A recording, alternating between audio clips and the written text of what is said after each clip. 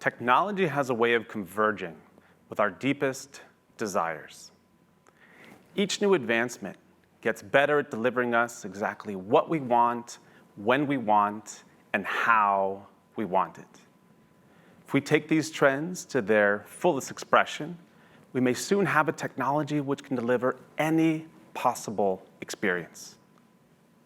So on the one hand, this feels very new, feels very futuristic. On the other hand, it's very similar to an idea that was being discussed way back in the 1960s by the philosopher Alan Watts. He discussed this idea in one of his public lectures in Sausalito, California.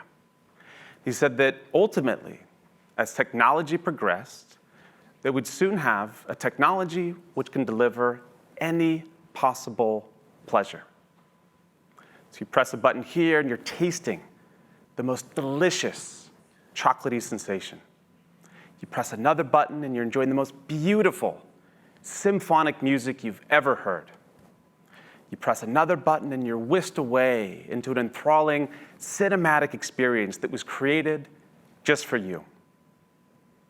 So Watts said that we'd play around with this apparatus for quite some time. Till at some point you look down, you see a button you hadn't noticed before. It's labeled surprise. You press that button, and here we are, in the present moment, listening to a public lecture. So classic Alan Watts, it's a little bit cryptic, a little bit open to interpretation.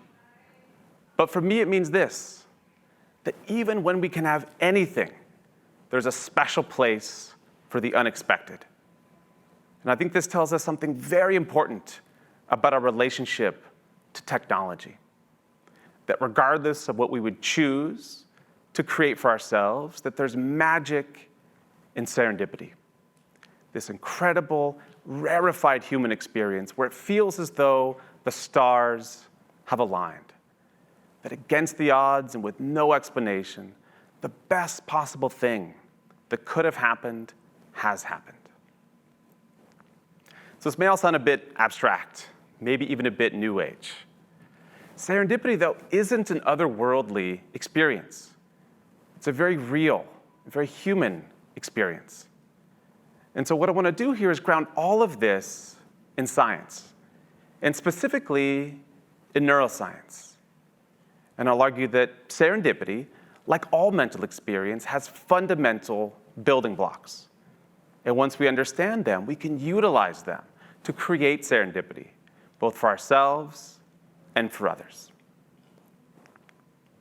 So what are these fundamental building blocks, these key features of serendipity? When we think about serendipity, we tend to think of experiences which are two things. They're enjoyable, and they happened by surprise. So these are important.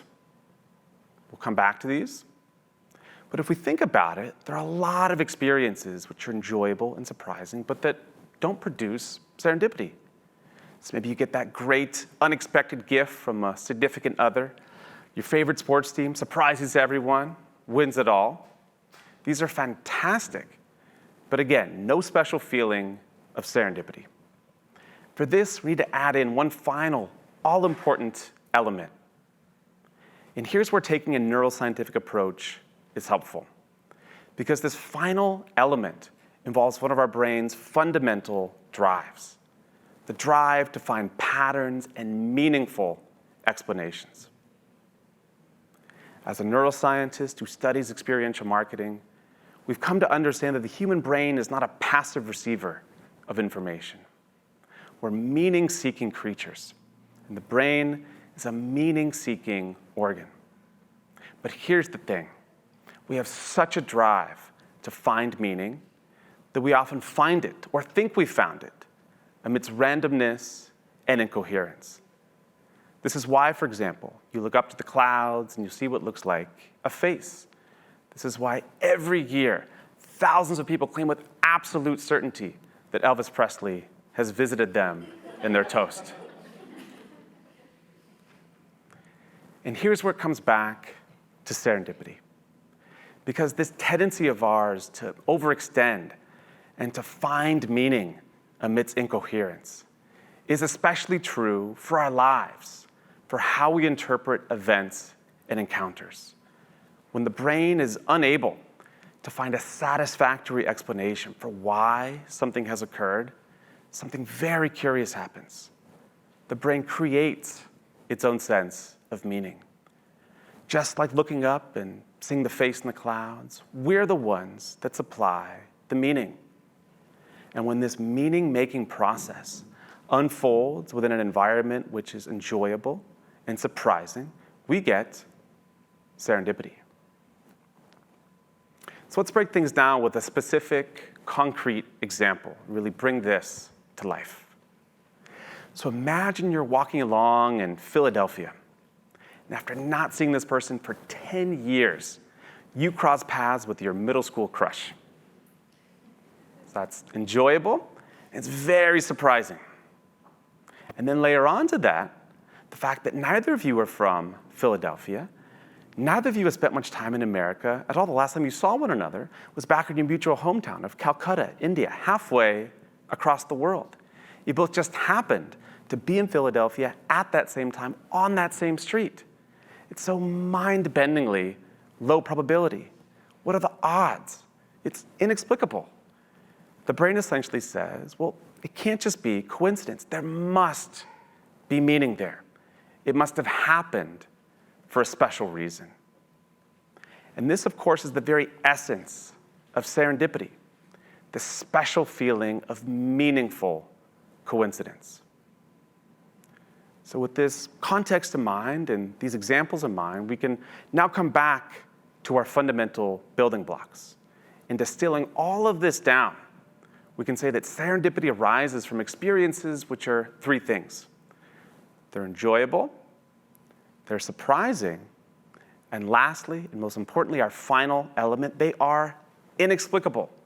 There's no clear explanation, no clear understanding as to why we should be having this experience. There needs to be this space left open for our own feelings of meaning to fill into. Serendipity is a wonderful emotion, a powerful emotion. When it happens, it can develop a deep bond with the circumstances that produce this feeling. It can, for example, lead us to take that romantic leap of faith. So that story I described earlier of crossing paths in Philadelphia, it's a true story of how Amita and Shayak were reunited. They felt such a connection with this serendipitous encounter that shortly after, they got married. Serendipity, though, isn't limited to romantic encounters. It can infuse everyday experiences with greater meaning. So with these building blocks in mind, we can now come to this project of creating serendipity. So consider the following piece of research from the Journal of Marketing. So first, participants were given a piece of chocolate. So far, so good, enjoyable. They either gave it to them in a candy store, they'd likely expect it, or in the lobby of a bank, where it likely came as a surprise. And the last condition, explicability. Either gave it to them with an explanation as to why they're receiving this chocolate, or no explanation at all. Just, here's the chocolate, walk away. And across all of these different combinations, the condition that produced the best results was the chocolate in the lobby of the bank with no explanation. So enjoyable, surprising, and inexplicable. And by best results, I don't just mean most enjoyable, but it was in this condition that participants felt a deep sense of serendipity and a strong feeling of meaning and attachment to the product. So for the experienced designer, whether marketing, retail, events, the message is clear. If you're in a position to design experiences, utilize these building blocks and design for serendipity. But what about for the rest of us? So you might be wondering, well, do I have to just wait around for someone else to create serendipity for me? And the answer is no. We can cultivate it for ourselves. We can engage in what we might call planned serendipity. So this approach recognizes the crucial role of our own attentional state to feelings of serendipity. Recall the last time you focused very intently on filling out an important document, or you zeroed in on finding a specific product in a loud, crowded store. Here you're employing your endogenous attention. Your attention is coming from within. It's being aimed at our own goals. It's a great ability to have, but when we engage in this, we do so necessarily at the expense of everything else around us. We effectively shut down this second form of attention, which is crucial for serendipity. And this is exogenous attention. Here, our attention is open. It's being driven by the immediate environment. Planned serendipity is about turning up our openness to an experience by turning down our own deliberate goals. It's about carving out a time for ourselves where we don't have any particular goal at all, just a general orientation. Instead of going somewhere specific for a specific purpose, simply go, let's say, north. And along the way, allow your experience to be driven exogenously by a simple curiosity of whatever it is you may happen to find. So in planning for serendipity, there's of course no guarantees, but it's in this attentional state that you're most likely to find experiences which are enjoyable, surprising, and inexplicable. It's when you're not looking for anything at all that you're most likely to find serendipity. So as we close here, technology is incredible, and it will no doubt provide us with an unimaginable range of personalized pleasures. But it's up to us, both as experienced designers and experience seekers, to cultivate experiences which are not merely enjoyable, but are rich in meaning. And so as our innovations get better and better at delivering us exactly what we think we want, let's not forget that surprise button. Thank you.